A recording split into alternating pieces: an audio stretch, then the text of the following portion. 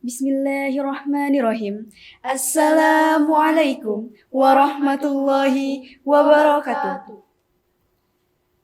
Alhamdulillahirabbil alamin. Wassalatu wassalamu ala asrafil anbiya'i wal mursalin wa ala alihi wa sahbihi ajmain. Amma ba'du. Dewan juri yang arif nan bijaksana.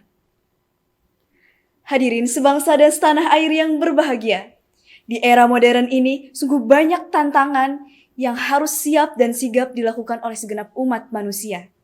Banyaknya pejabat yang menyalahgunakan jabatannya untuk korupsi, banyaknya remaja yang memilih untuk menjadi kaum rebahan, serta masih banyak hal tidak bermanfaat lainnya yang dihabiskan untuk mengisi waktu luang yang mereka miliki. Di kesempatan Musyabakoh Syarhil Quran ini, kami membawakan syarah dengan topik peningkatan kualitas sumber daya manusia yang unggul menuju Indonesia maju. Menteri Koordinator di bidang kemaritiman dan investasi, Luhut Binsar Panjaitan mengatakan kualitas sumber daya manusia masih terbilang rendah. Dan hal ini yang menjadikan tingkat inovasi di Indonesia relatif tertinggal dari negara lain. Kembali kepada suri tauladan kita, baginda Nabi Muhammad SAW yang telah Allah utus untuk memperbaiki akhlak kita semua. Seperti yang tertera dalam surat Al-Ahzab ayat 21. A'udzu billahi minasyaitonir rajim. Bismillahirrahmanirrahim. Laqad kana lakum fi rasulillahi uswatun hasanah liman kana yarjullaha wal yawmal akhir wa dzakarallaha katsira. Hamba berlindung di bawah kekuasaan Allah dari godaan setan yang terkutuk. Dengan menyebut asmamu, ya Allah, yang maha pengasih, pelimpah kasih, maha penyayang, penebar sayang. Sungguh pada diri Rasulullah benar-benar ada suri teladan yang baik bagimu, yaitu bagi orang-orang yang mengharap rahmat Allah dan kedatangan hari kiamat, serta yang banyak mengingat Allah. Profesor Dr. Kiai Haji Quraisy Shihab dalam tafsirnya Al-Misbah, beliau menuliskan bahwa ayat ini bisa menjadi kecaman kepada orang-orang munafik yang mengaku dirinya memeluk Islam akan tetapi tidak mencerminkan ajaran Islam. Kecaman tersebut ditegaskan oleh kata lakon, seakan-akan ayat di atas mengatakan kamu telah melakukan aneka kedurhakaan, padahal sesungguhnya di tengah kamu ada baginda Nabi Muhammad yang semestinya kamu teladani. Kata uswatuni atau iswah berarti teladan. Az-Zamakhsyari mengatakan bahwa ayat ini memiliki dua kemungkinan makna, yaitu yang pertama, Rasulullah dalam arti kepribadian beliau secara total adalah teladan. Dan yang kedua, di antara kepribadian beliau terdapat hal-hal yang patut diteladani.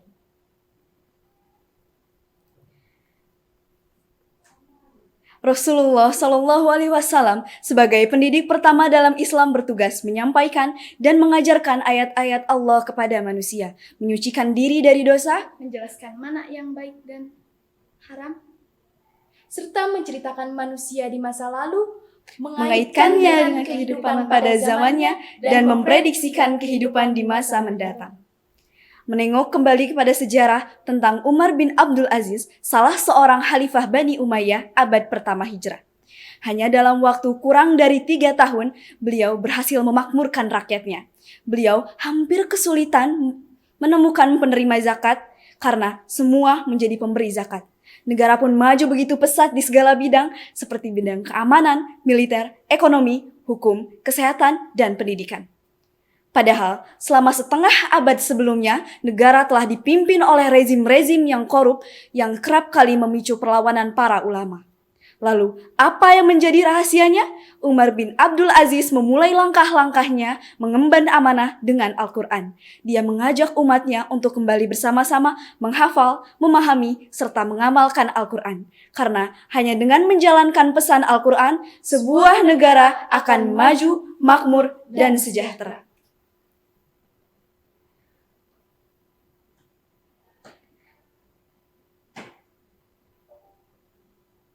Hadirin yang berbahagia, selain memacu pada teladan kita, baginda Nabi Muhammad SAW, tak lupa bahwa belum bisa dikatakan sempurna jika tidak diseimbangi dengan ilmu. Salah satu tugas orang yang berilmu adalah menyampaikan dan menularkan ilmunya kepada orang lain. Menurut Imam Al-Ghazali dalam karya magnum opusnya Ihya Ulumuddin pada konsep Tazkiyatun Nafs, beliau mengatakan tugas utama guru adalah menyempurnakan, membersihkan, menyucikan, serta mengantarkan hati manusia untuk mendekatkan diri kepada Allah. Berkaitan dengan konsep ini, guru dituntut untuk Tazkiyatun Nafs karena guru adalah contoh dan teladan bagi muridnya. Begitu mulianya peran dan tanggung jawab berat yang dipikulnya, Islam memandang tugas guru sebagai profesi yang mulia. Islam bahkan menempatkan orang-orang yang beriman dan orang-orang yang berilmu pada derajat yang lebih tinggi daripada manusia lainnya. Sebuah negara mampu menjadi negara yang maju karena memiliki generasi yang baik secara adab serta ilmu. Alfi Ghazali dalam buku bestsellernya yang berjudul Maaf Tuhan, Aku Hampir Menyerah mengatakan, jangan menjadi manusia yang berpangku tangan berharap keajaiban datang begitu saja. Kita juga harus turut mengusahakan agar pertolongan itu datang. Lantas, bagaimana nasib para kaum rebahan yang hobinya julid-menjulid, saling sikat, saling sikut, bahkan saling menghujat? Kembali pada pemberi solusi terbaik, kitab semua umat muslim, yaitu Al-Quran, dalam surat Al-Mujadalah ayat 11. Ya ayyuhalladzina amanu idza qila lakum tafassahu fil majalis fafsahu yafsahillahu lakum wa idza qila syuju fasyuju yarfa'illahu walladzina amanu minkum walladzina utul ilma darajat wallahu bima ta'maluna khabir. Shadaqallahul aliyyul azim.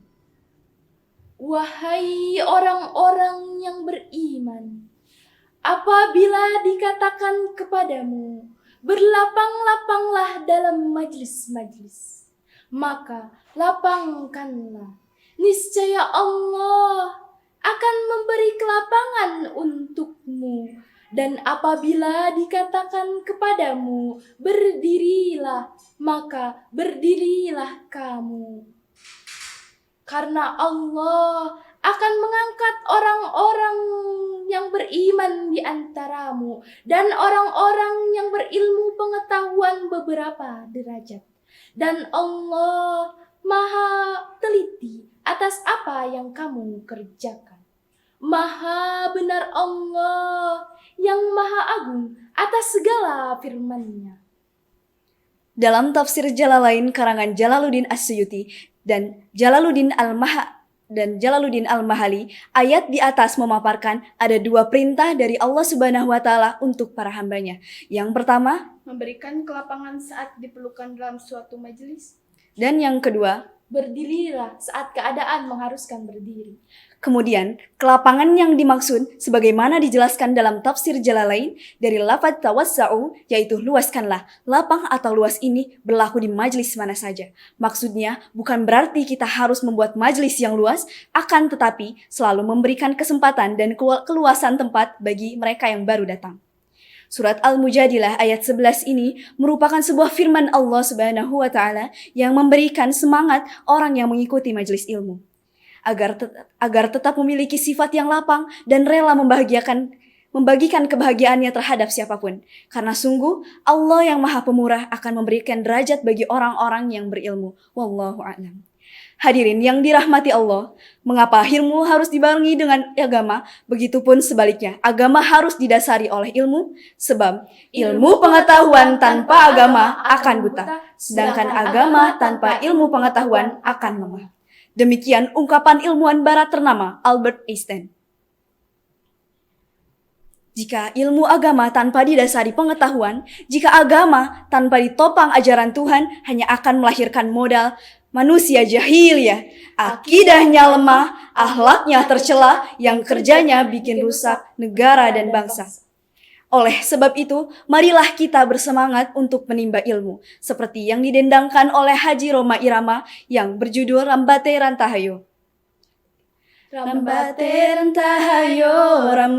rantahayo, sing-singkan lengan baju kalau kita mau maju. Rambate rantahayo, mari kita bersatu demi tujuan yang satu. Demikian hadirin, dari uraian tersebut kita bisa simpulkan untuk meningkatkan kualitas sumber daya manusia yang unggul menuju Indonesia maju, kita harus memiliki keimanan serta adab yang baik, ilmu pengetahuan yang hebat, serta kinerja yang meningkat. Sehingga ilmunya bukan sekedar ilmu, namun juga bermanfaat bagi nusa, bangsa, dan agama. Insya Allah, negara kita akan menjadi negara yang unggul di masa mendatang. Sebelum menutup musabaqah syarhil Quran ini, izinkan kami untuk melafalkan sebuah pantun. Keserang Banten membeli tas, Membelinya sama orang Jawa. Jikalau bangsa ini ingin maju dan berkualitas, kuncinya tanamkan ilmu dan takwa. Sekian dan terima kasih. Wabillahi taufiq waridha wal inayah. Wassalamualaikum warahmatullahi wabarakatuh.